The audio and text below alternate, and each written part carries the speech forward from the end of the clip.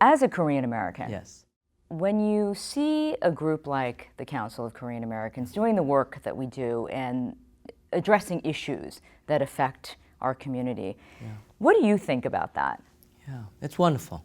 For a long time, I grew up in a very voiceless environment where I, like so many of the Korean Americans talked about today, felt underrepresented. I grew up in a very white neighborhood, and I certainly felt like I did not have anybody representing me. To be able to have a cohesive group that can become essentially a spokesman for us, it's wonderful. It's empowering. It's energizing. It's great. So let's go back to your upbringing and your experiences as a Korean American. Tell me what that was like for you in terms of that identity. Yeah. So there were moments when I grew up as a high school student where there were so few Asian Americans that I wanted to go hide. I was at times embarrassed by being so different, embarrassed about my culture, my family, the unusual attributes and things that we did that the rest of my neighborhood didn't do, my friends' families didn't do, didn't eat, didn't dress. So it was a struggle as a teenager. It's bad enough as is, but when you're so different from the rest of the community, you wonder why I had to suffer so much as a teenager. So at what point did you decide that you needed to embrace your heritage, your background as a Korean, but then also realize that you were an American too, and that there was something about being here that made that experience special for you? Yeah.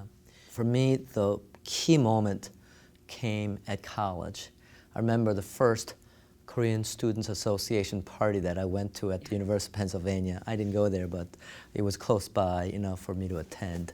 And I saw 400 students all gathering together, and it was so exciting. Like a culture shock. It was.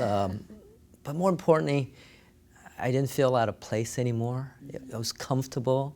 It was great to see so many Koreans all together enjoying each other. So obviously you got some confidence there, and that led you into a successful career as an attorney. I mean, you're getting the Outstanding Leader of the Year award because people have definitely noticed the leadership qualities that you have in your field, which is not an easy field to be successful in as an Asian male, right? So what do you think the key to your success has been?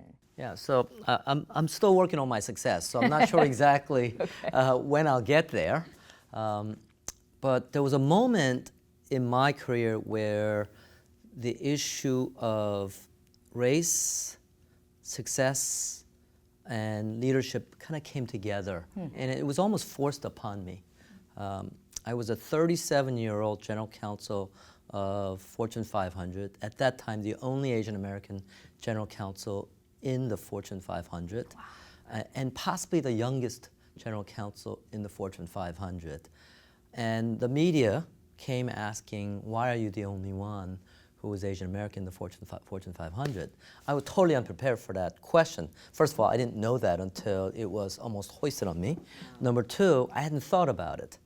And it began a journey of me reflecting, why aren't there more Asian Americans in the profession? It forced me to think about the confluence of culture, the white-dominated corporate world, and how you maneuver without giving up your identity. And not easy. No. And in some ways, it allowed me to think about using the identity of Asian American to my benefit as well. So how do you use it then? And what do you advise?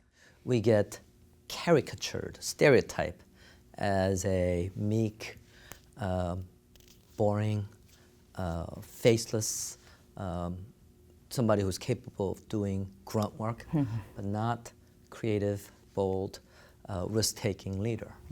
So what I do is, at the right moment, really turn the table by doing the unexpected, being the out-of-the-box non-stereotypical Asian American. Right. So I know it's very important to you to help shape future leaders, Yes. and that's a lot of the work that you do Yes. because you yourself are such a prominent leader. So what gives you hope when you look at the younger generation of Korean Americans up and coming? What do you see? Yeah.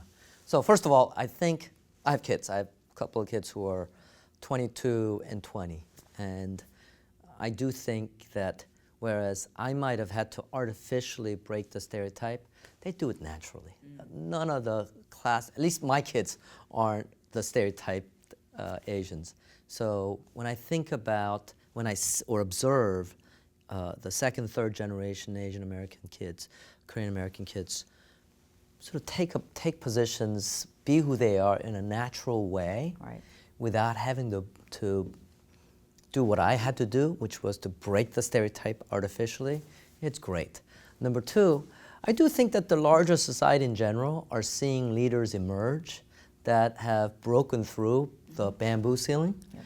And I think they're starting to recognize and accept Asian Americans in a leadership role. And as we have more leaders emerge, I don't think the next generation of Asian Americans will have to fight the battle to break through the bamboo ceiling as much. It's taken much longer than I thought it would. But I guess that's where the role of something like the Council of Korean Americans can really be pivotal. I agree.